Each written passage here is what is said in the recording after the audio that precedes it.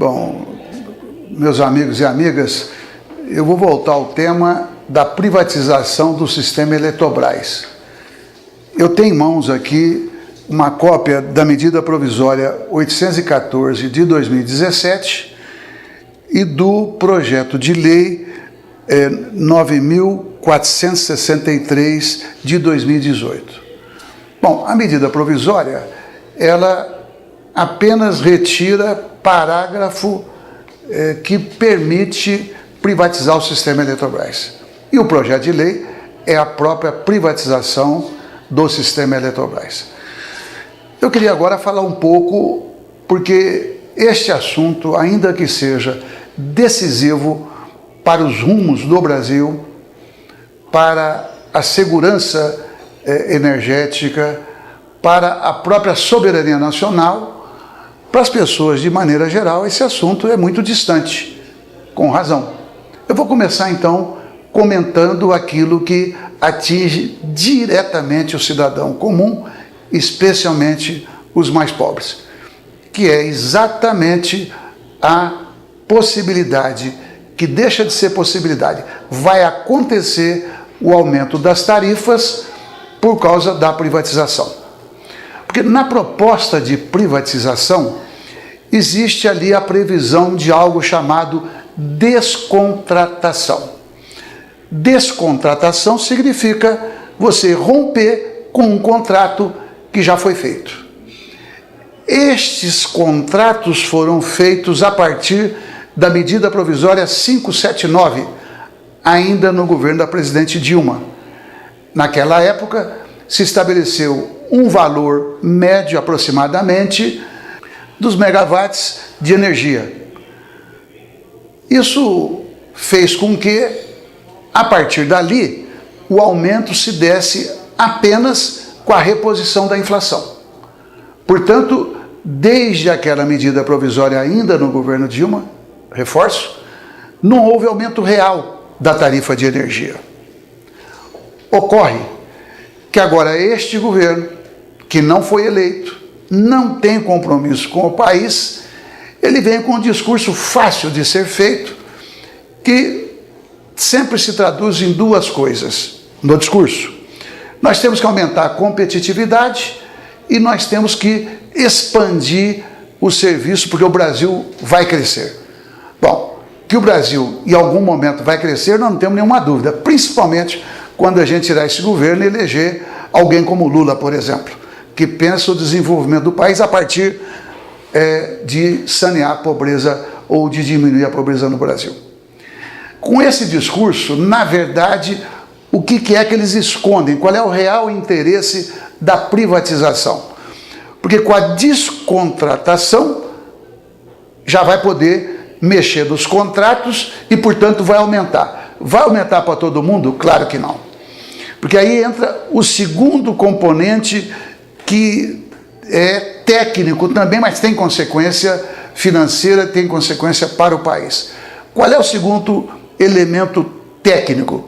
Eles acabam com a chamada descotização.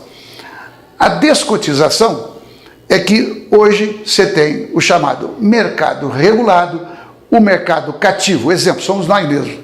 Nós somos clientes cativos, nós somos consumidores cativos. Não tem como, hoje, na vida moderna, qualquer residência ter um grau mínimo de conforto sem ter o consumo de energia elétrica, pelo óbvio. Mas isso é 70%, 75% do mercado de energia elétrica. O outro é o chamado mercado livre. Não há controle do preço. A ANEEL não regula. É uma negociação direta entre grandes empresas e as empresas geradoras. As grandes empresas normalmente são indústrias. Mas o que ocorre? Toda vez que uma grande empresa negocia com uma geradora, tem momentos onde, por exemplo, na época das águas, não falta energia. Agora, quando chega na seca, falta energia. Portanto, quando eles fazem a venda no chamado mercado livre, isso vai gerar no momento de escassez, uma redução dos custos para aqueles que compram livremente nesse chamado mercado livre. Vou repetir. No momento de seca, falta energia, mas eles já fizeram uma compra antes. Portanto, esse projeto de lei, combinado com a medida provisória, visa reduzir custos e riscos para o grande empresariado. Para quem que vai sobrar a conta, mais uma vez? Para os mais pobres, que são consumidores cativos. Bom, pode não ser fácil de entender à primeira vista, mas se a gente pegar o conjunto da obra desse governo, é extremamente fácil entender que eles protegem os ricos e atingem os pobres. Está aí a reforma trabalhista, que não deixa nenhuma dúvida. Mas além dessas implicações no bolso das pessoas e na proteção do bolso dos mais ricos, tem uma outra consequência que é ainda pior. O Brasil vai perder o controle daquilo que é considerado o uso múltiplo das águas. Melhor exemplo talvez seja o Rio São Francisco. O Rio São Francisco ele serve para navegação, ele serve para geração de energia, ele serve para o desenvolvimento das populações ribeirinhas e serve, acima de tudo, com o fornecimento de água, inclusive agora para uma boa parte do Nordeste brasileiro. Na hora que um grupo privado ele toma conta deste manancial, como todos os outros que tem a ver com o sistema Eletrobras, coloca em risco o desenvolvimento regional. Por que coloca? Porque entre a região sul, sudeste e a região nordeste, todo mundo no Brasil sabe que a sul-sudeste é mais rica do que a nordeste. Estes que querem apenas vender energia não vão querer arcar com o custo de fornecer energia para estados onde a população é menor, onde o consumo é menor. Portanto, eles não querem diminuir o seu lucro. E, ao mesmo tempo, ao controlar a água, eles vão colocar em segundo plano também até o fornecimento de água. Mas vai além. O nosso risco, se a gente tomar, por exemplo, os Estados Unidos da América, o país mais liberal, aparentemente, do planeta, toda vez que ali uma usina hidrelétrica ela é amortizada, ou seja, uma usina é construída, ela é nova, com o passar dos anos e fornecendo energia, ela vai arrecadando, chega no ponto que ela se pagou, ela está amortizada. Ali uma empresa, mesmo construída pela iniciativa privada, quando ela é amortizada, sabe quem é que gerencia, controla? O exército norte-americano. Da mesma maneira, é no Canadá. Todas as grandes empresas no Canadá, que é outro país envolvido, são estatais. Tem, inclusive, empresa estatal regional. Nós podemos ir para a Rússia. A Rússia não tem tanta hidrelétrica. Ela tem a maior reserva de gás natural do planeta. Mesmo lá, tendo privatizado todo o setor de petróleo, onde tem mega bilionários após o sistema de privatização, mas o setor de energia elétrica, da energia do gás, está controlado pela Gazprom, que é uma empresa estatal. A China, todo mundo sabe que tem, digamos, um sistema político onde quem controla é o governo. Mesmo quando é uma empresa privada multinacional, ela vai se implantar na China, 51% das ações, pelo menos, é do governo chinês. Não tem conversa. E aí eu quero chamar a atenção de uma coisa. O Brasil está abrindo mão, portanto, do controle múltiplo, aliás, do controle do uso múltiplo das águas. E isso afeta a segurança energética, afeta a soberania nacional, afeta a própria segurança nacional. Porque quem é que está vindo comprar as estatais elétricas do Brasil? Notadamente a China.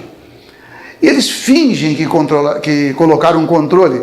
Eles dizem que ninguém que venha comprar as ações do sistema Eletrobras poderá ter mais do que 10%. Vamos pegar o próprio exemplo da China. A China é um gigante econômico. Bom, ela pode, digamos, concorrer com 4 empresas diferentes. Alguém acredita que o comando da China são 4 ou é um apenas? É um apenas. Então a China pode, de repente, controlar 40% das ações. Mas não é só a China. Você pega fundos de investimento. Os fundos de investimento podem fazer uma combinação e controlarem 60% do sistema Eletrobras. Ou seja, qualquer das hipóteses, elas são péssimas para o Brasil.